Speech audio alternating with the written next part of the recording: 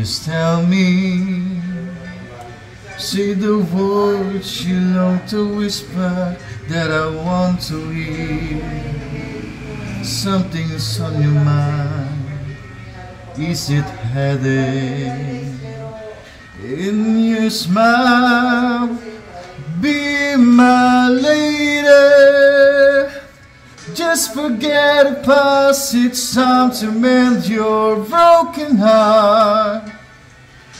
No walls divide us now, so dry the tears in your eyes. Nothing can stop us now, I'll give you all I have.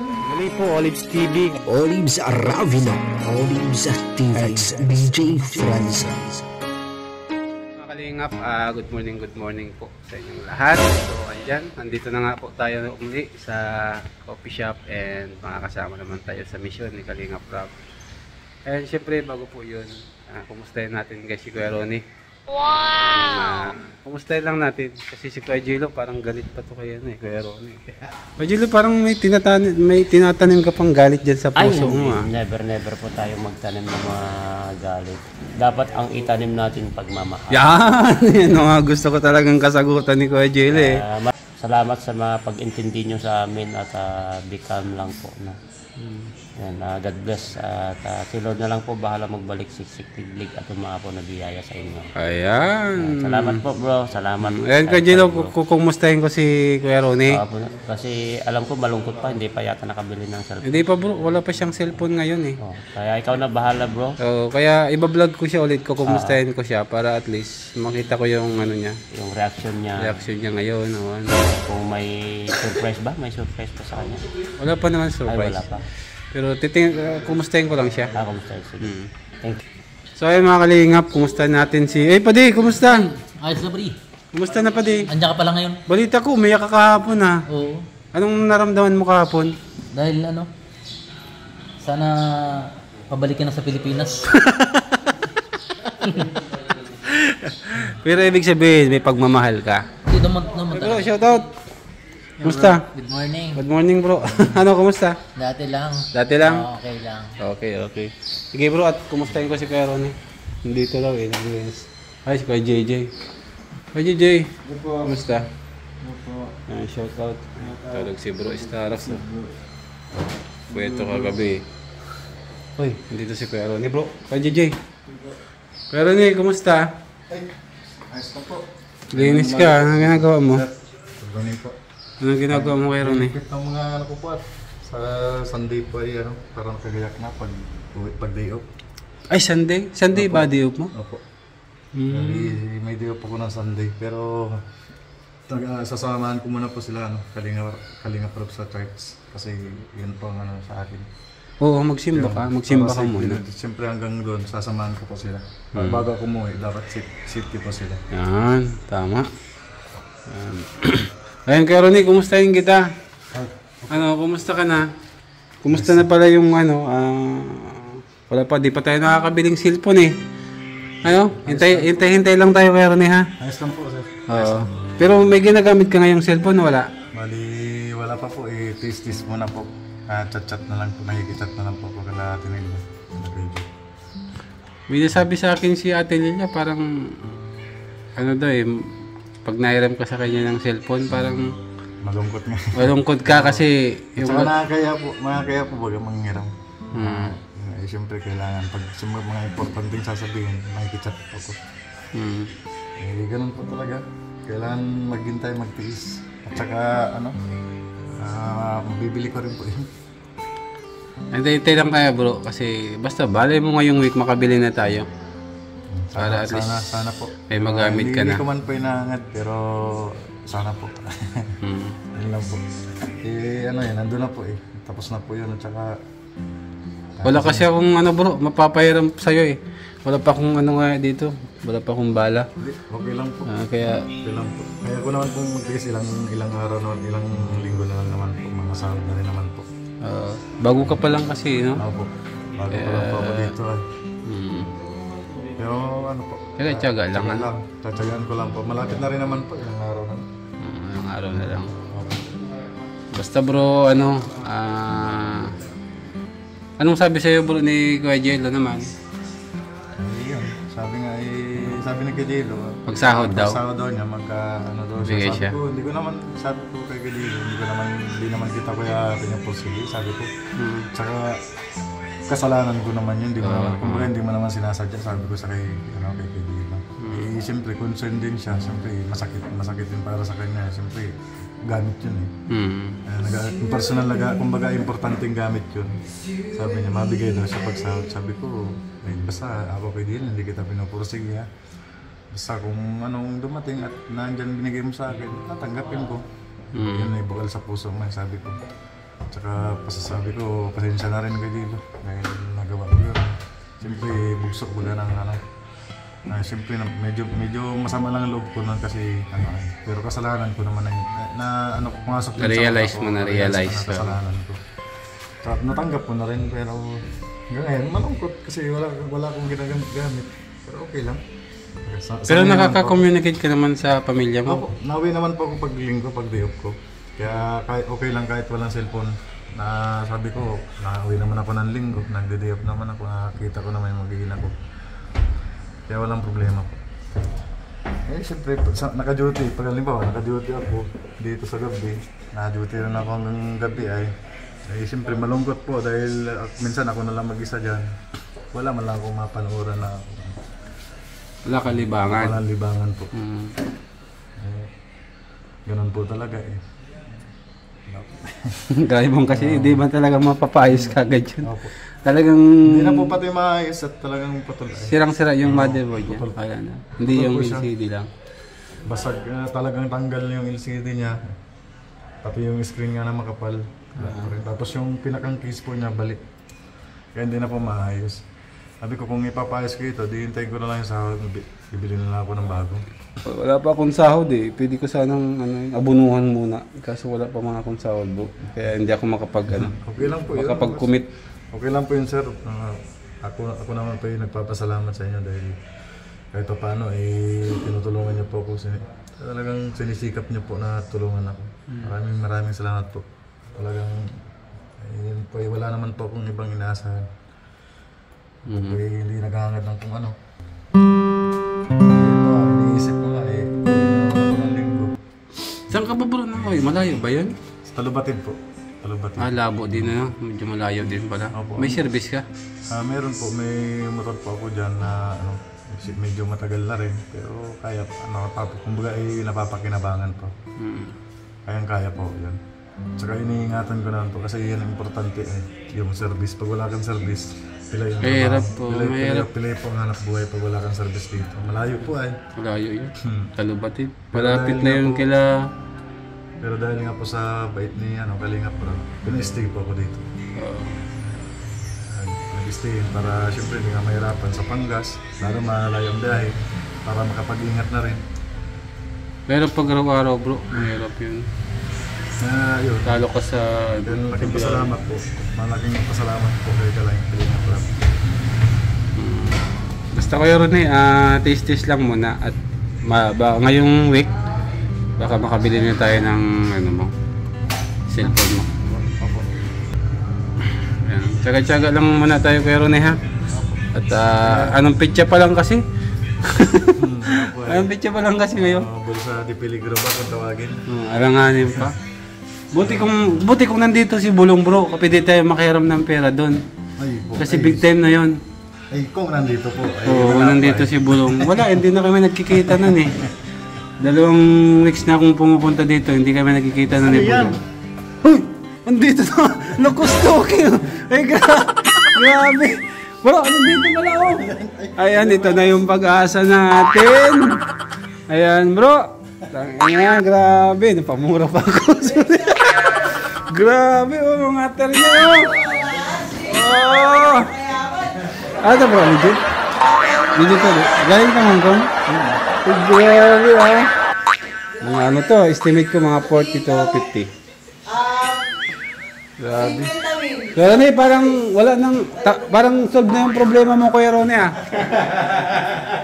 Bakit ano problema mo Kuya Ronnie? Hindi mo alam yung nangyari dito bro? napanood ko sa vlog mo. Oh, na anong nangyari? Sige, kung napanood mo. Cellphone na sinagsag na ni Cogelo. Oo. Nasira. Mm. Anong kulang? Ngayon, hindi pa kami nakakabili ng cellphone niya. Ay, ang sabi ko sa kanya, pasensya ka na bro kasi wala pa man sahod. Oo. Sabi ko, pero kung nandito lang kako si Bulong, madali lang kako yung lapitan. Sabi ko, 2 weeks na kaming hindi nagkikita noon. Papasa naman kita kay Dr. Lab. Dr. Lab, mayaman yun. Dr. Lab, pairamin mo kaya muna ng pera sa Ibabalik naman natin bro eh. O, babalik naman natin eh. At least makabili na ba ng gamit ni Kuya Ronnie? Kasi kailangan bro ni Kuya Ronnie sa trabaho, sa pamilya. Napaka-importante sa atin ng cellphone ngayon. Paano mo kontakin yung asawa mo, wala kang cellphone? Ano lang po, nawi naman po ako ng linggo. Pag dito na lang, kaya nilulubos ko na lang yung oras ko dun sa kanila pag nakaka-uwi ko. Tawag mo na kay Dr. Lab. Ano kaya bro yung may tutulong natin kay Kuya Ronnie bro? Ako ay may tutulong ko lang sa kanya. Dasal lang talaga. Wala man akong pera. Amen. Dasal na lang tayo ng may tumulong talaga sa atin. Kasi ako, wala talaga akong pera ngayon. Bro, yung sinasabi mo na yan, totoo ba yan? Ayun mga kalingap, kayo na humusga ha. Naka-sumberong... Anong sombrero ito? Anong brand to? Walang brand yan. NBA. Naka-shades na... Bro, ano nga yung shades na ano? Mahal? Ray-Ban. Walang... And naka-necklace gold na worth 40 or 50k ito. Basta mga ganyan yan. Tingnan nyo naman po yung damit guys. Naka-London. Magkano ang halaga ng damit na ganito bro? Pinakamahina nito, 1.5, 1.2. Sa mga gantong damit. So yung ano niya, pantalon, Levi's. Grabe, 4K ang Levi's. And relo. Ay, grabing relo to. Ito, Tecno mo rin. Grabe. Bro Jay. Alam mo ba yung relo niya kung magkano yun to? Estimate ko nito, di ba baba ito ng... Ha? 100. Ay, grabe. Tignan mo yung brand niya, oh. Bakit anong brand ba yan? Tecno Marine. Grabe. Ganyan bro ang ano, relo ni Willie Rebillami. Hindi yan bumababa ng 100,000. Dapat isang buwan na lang ito para magkapera ako. Grabe. Tingnan niyo bro, oh. Tingnan po mga kalingap. Yung tayuan niyang yan. Sinasabi niya. Yan.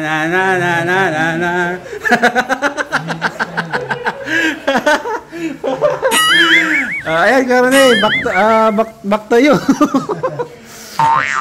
So ayan, Kuya Ronnie, siguro ngayong week, baka maka-provide na tayo ng cellphone mo. Ha? Hintay lang tayo, Kuya Ronnie, ha? Pasensya ka na, Kuya Ronnie, at wala pa naman sahod. Anong pitya pa lang kasi. At saka ano po ay ang inaasahan ko naman po talaga doon ay yung pagsahod ko. Bagay siyempre kasalanan natin yun, di tayo magpo-provide. Ako magpo-provide. Si Kuya Gilo kasi wala pa din pera. No, ang ko po. Wala pa din pera ngayon. Maasa din yan sa sahod kasi. Aasa din yan sa sahod. Kaya hintay lang tayo bro. Parehas tayo naghihintay. Pero gusto ko talaga makabalik yung gamit mo na hindi ka na nagastos at hindi na rin nagastos si Kuya Gilo. Kumbaga, kasi mahirap pag yung nagastos ka pa, nagastos pa si Kuya Gilo. Kaya ako nagbo-vlog bro, ha? Sana po sir, merong magandang loob, magandang puso. Ayan Kuya Ronnie, basta tuloy-tuloy mo lang yung trabaho mo Kuya Ronnie, ha? Opo. And hintay-hintay lang tayo. Baka meron ka din ng bagong cellphone, ha? Ayan Kuya Ronnie. Salamat po sir. Sir Olive, salamat po. Good luck sa trabaho mo Kuya Ronnie and tuloy-tuloy mo lang yung paglingkod mo kay Boss Rob kasi napakabait na amo yan. Wala kang magiging masasabi.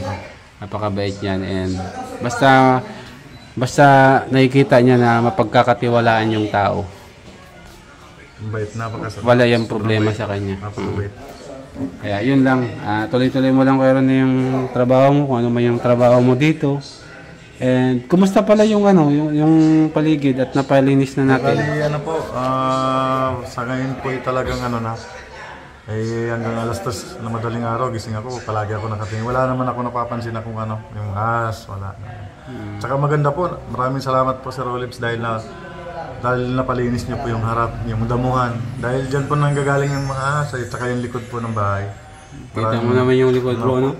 The best po yung ginawa niyo Sir Olives. Doon pa lang magiging safety na itong bahay para sa yung mga tao sa ahas. Para hindi mapasok. Tapos lalo na po may butas pala po doon sa may likod. Baka iniisip ko po doon galing yung ahas ay. Bali pinatakpan ko na yun bro. Oo, ay baka doon nga galing sa butas na yun. Makapasok ka no? Ang ganda po, maliwalas pang tingnan. Paglabas mo dyan, pagtingin mo dyan, malinis, maliwalas. Maraming salamat po Sir Olives, napakabuti niyo po. Walang naman bro. Basta bro sa safety, tayo dyan, advance tayo. Tsaka hindi lang siguro yun ang inisip mo Sir Olives, ang inisip mo yung kapakanan din nila Boss Rob. Siyempre, yun na yung una natin bro dyan. Kung bakit tayo nag-initiative na palinisan yan bro. Unang-una, yung pamilya ni Kalingap Rob. Opo. Sa kapakanan nila, kagaya nung nakapasok na ahas. Sa isip mo, napakabuti ni Sir Olives. Talagang siya, yung tapat, sabi ko, napaka-tapat, sa trabaho. Tamo, napalinisan niya pa yan, ang layo-layo naman ang bahay niya. Maraming salamat po doon Sir Olives. Malaking tulong din po yun na ganun pang ginawa niya. Tapos kahit pa paano, talagang makakahinga ng maluwag yung mga tao dito. Hindi mag-iisip na baka may ahas. Kasi malinis na po ay. Malinis na kasi, hindi na basta-basta yung ahas lumalabas. Hindi na po. Tsaka ang ahas po, hindi yan lalabas habang mayroon siyang taong naririnig ko na. Yan, lumalabas yung pagtahimik. Yung mga tahimik na oras yan, dyan po lumalabas ang ahas.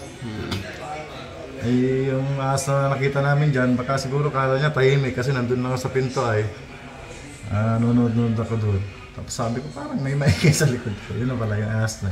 Buti bro talaga, walang natuklaw nung time na yun. Kung hindi po nadali yun, baka makadisgrasya po. Yun mahirap yung isang tuga lang nun. Ay isang kagat 3 lang. 3 minutes po ang 3 minutes, maximum yan 3 minutes. Pag hindi nagapan, wala na. Wala man pati tayo dito ng anti-venom. Nasa Naga po. Nasa Naga. Yung Naga, 2 oras pa yung biyahe. Ayun, bago ka makarating. Paano? 3 minutes, wala na, hindi naabot. Hindi naabot. Dito pa lang, pagpunta pa lang dyan sa labas, wala na. Kaya yun, pasalamat na rin lang ako dahil na nahuli mo na. Sakto mo na basta gano'n lang Kuya Ronnie. Hirintay na lang tayo ngayong week. Anong araw ngayon? Biyernes, Sabado, Linggo. Basta bago matapos yung linggo na yan, I'm sure may cellphone ka na, may bago ka ng cellphone. Maraming salamat po, Sir Olives. Salamat po. Thank you bro. Tanong ko lang, kasi may mga nag-comment sa akin. Ikaw ba yung kumanta ng, sa Jumcar, ng Bima Lady?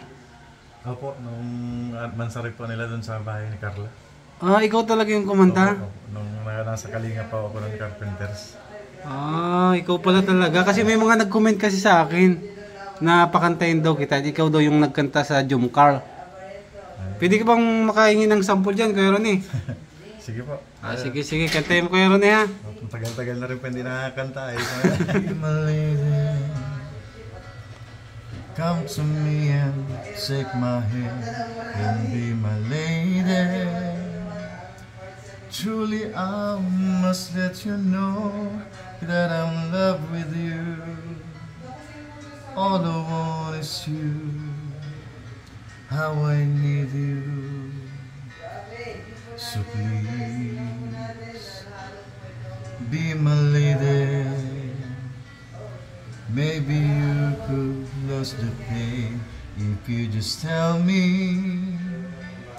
Say the words you long to whisper that I want to hear. Something's on your mind. Is it headache? In your smile, be my lady. just forget the past. It's time to mend your broken heart. No walls divide us now, so dry the tears in your eyes. Nothing can stop us now. I'll give you all I have. Ayan. So ayan mga kalingap, nakamusta natin si Kuya Ronnie. Eh, yun nga, okay mo na si Kuya Ronnie. Kaya lang sa ngayon, wala siya magamit na cellphone. Kaya medyo mano pa kasi may pamilya siyang tinatawagan. Kung wala siyang pang-update. Pero hintay lang po tayo kasi wala pa naman pong sahod kasi ngayon. Anong pitsa pa lang po. Kaya alanganin po. Kaya sabi ko kay Kuya Ronnie, hintay lang. Ano? Kuya Ronnie, maraming salamat ha. And tuloy-tuloy mo lang yung trabaho mo. Ay mga kalingap, maraming salamat po sa suporta nyo. Huwag nyo po sanang kalimutan na i-like and share itong upload natin. Para po makatulong kay Kuya Ronnie. And kung ano man yung maitulong natin kay Kuya Ronnie. Maraming salamat po sa inyong lahat. Kaya lagi po natin supportahan Kuya Bal at then Kalingap. Mabuhay po and God bless you all. Bye-bye.